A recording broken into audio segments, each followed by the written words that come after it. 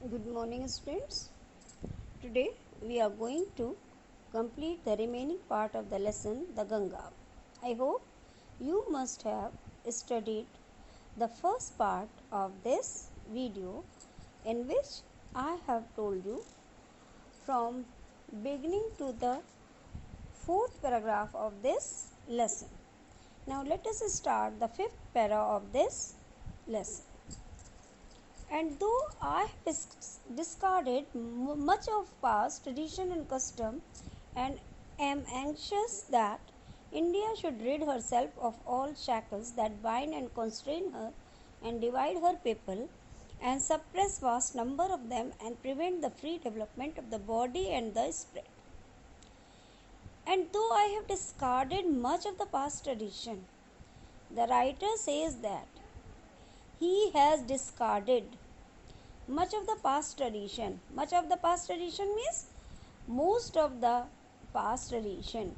Past means अतीत. Tradition माने परंपराएं. Discarded माने forsaken, त्याग दिया. करें. यद्यपि कि मैंने बहुत सारी प्राचीन या अतीत की परंपराओं और कस्टम माने रीत रिवाजों को त्याग दिया है. मीन्स जो अच्छे नहीं थे उन्हें मैंने त्याग दिया है. एंड एम एंक्शस, और मैं इस विषय के लिए चिंतित हूँ कि, एंक्शस माने चिंतित, कि India should rid her self of, Bharat अपने आप को आज़ाद कर ले, मुक्त कर ले. किसे? Of all shackles.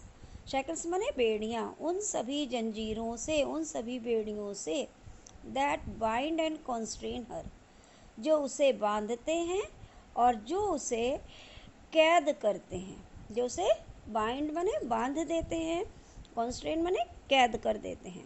And divide her people, और उसके लोगों को यानी भारत के लोगों को बांट देते हैं. And suppress vast number of them, और बहुत बड़ी संख्या में लोगों को दबाते हैं. And prevent the free development of the body and spirit, और शरीर और आत्मा के स्वतंत्र विकास को रोकते हैं. प्रिवेंट माने रोकते हैं. फिर से, यद्यपि कि मैंने बहुत सारी पुरानी परंपराओं और रीत रिवाजों को त्याग दिया है, फिर भी मैं इस बात के लिए चिंतित हूँ कि भारतवर्ष अपनी उन तमाम बेड़ियों को त्याग दे जो उसे बांध देता है और उसे कैद कर देता है. एंड डिवाइड हर पीपल, और उसके लोगों को यानी भारत के लोगों को क्या करता है? बांटता है. Suppress vast number of them, बहुत बड़ी संख्या में लोगों को दबाता है. And prevent the free development of the body and spirit, और शरीर और आत्मा के स्वतंत्र विकास को रोकता है. Though I seek all this, yet I do not wish to cut myself off from the past completely. Though I seek all this yet, यद्यपि मैं यह सब कुछ चाहता हूँ, ये मैं इन सब चीज़ों की तलाश करता हूँ, yet फिर भी I do not wish, मैं नहीं चाहता हूँ, to cut myself off, अपने आप को अलग करना, from the past completely. Past means अतीत से, कम्प्लीटली ने पूरी तरह से. यद्यपि कि मैं इन सब चीज़ों की तलाश करता हूँ, किन सब चीज़ों जो ऊपर बताया गया, फिर भी मैं नहीं चाहता हूँ कि मैं अपने आप को भारत के अतीत से पूरी तरह से अलग कर दूँ. I am proud of that great inheritance that has been and is ours, and I am conscious that I too, like all of us, am a link in the unbroken chain which goes back to the dawn of history in the immemorial past of India. I am proud of, मुझे गर्व है कि, great inheritance, किस बात का गर्व है? उस महान उत्तराधिकार, उस महान विरासत पर मुझे गर्व है. दैट हैज़ बीन, जो हमेशा से रही है. एंड इज़, और है, आवर्स, हमारी. मुझे उस महान विरासत पर बहुत गर्व है जो हमेशा से हमारी रही है और आज भी है.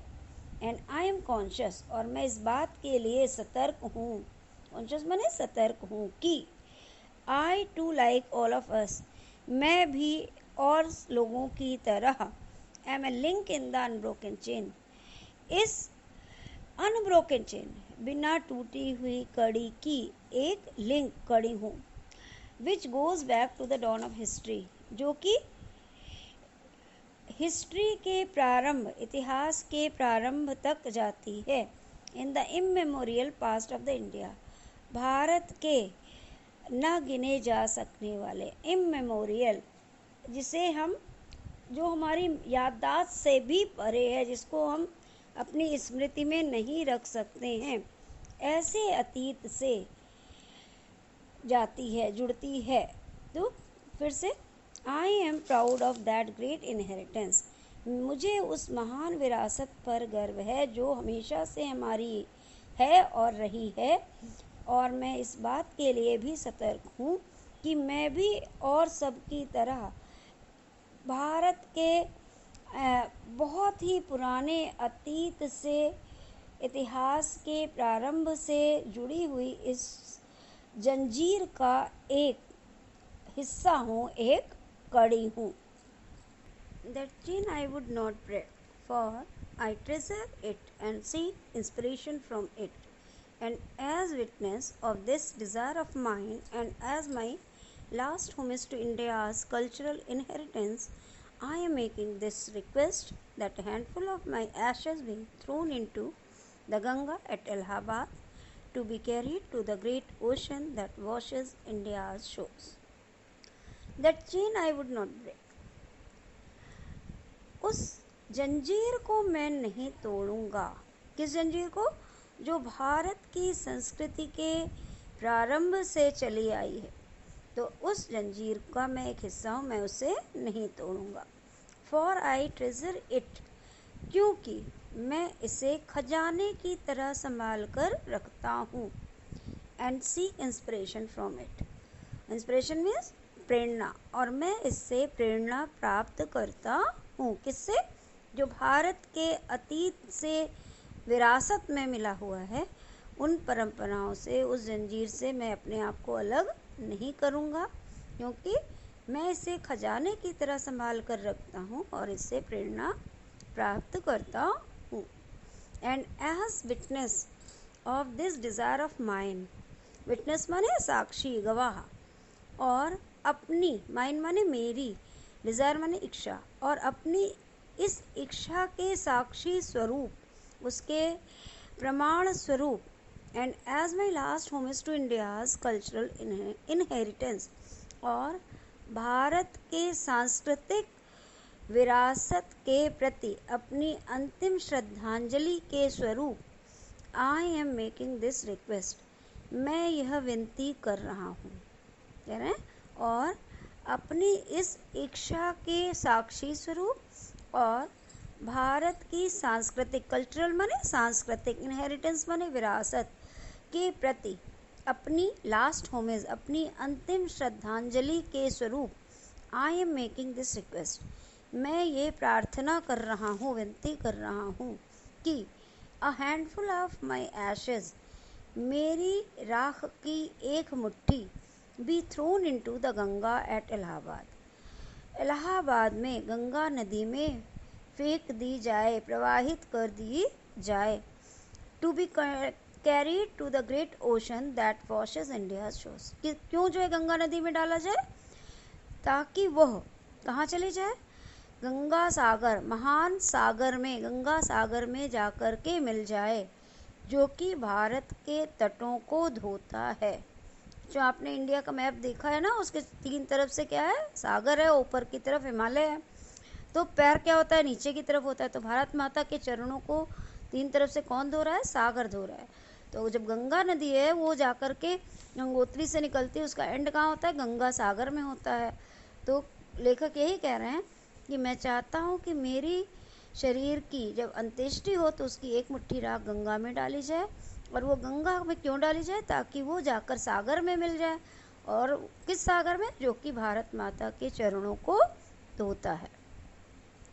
The major portion of my ashes should, however, be disposed of. Otherwise, I want these to be carried high up into the air in an aeroplane and scattered from the height over the fields where peasants of India toil, so that they might mingle with the dust and soil of India and become an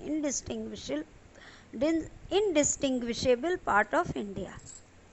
The major portion of my ashes, मेरी राख का बड़ा हिस्सा, should however be disposed of. Otherwise, दूसरी तरह से उसका निस्तारण किया जाना चाहिए. मतलब एक मुट्ठी गंगा में डालने के बाद जो बाकी बची हुई मेरे शरीर की राख है, उसका निस्तारण भिन्न प्रकार से किया जाना चाहिए.